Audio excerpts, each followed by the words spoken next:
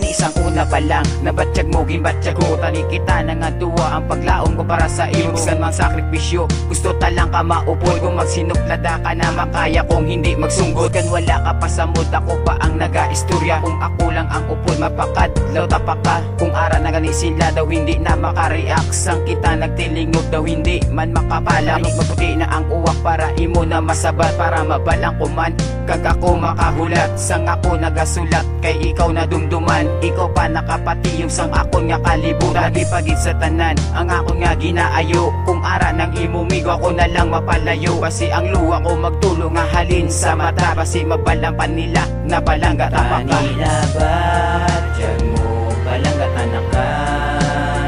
Kani hasta subong kita na nga duwa. Ano mahimo ko ba may upod ka na. Ibabayan ko na lang kay balangga taka.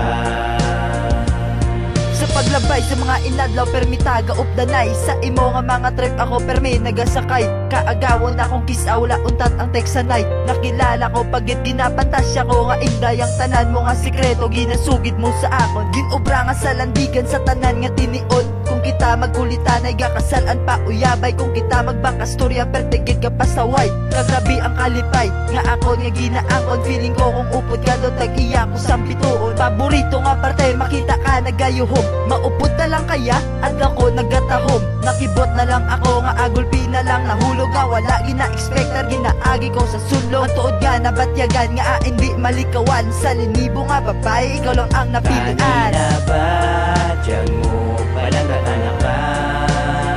Kani hasta subong kita na nga duwa. Ano mahimo ko ka may upod ka na.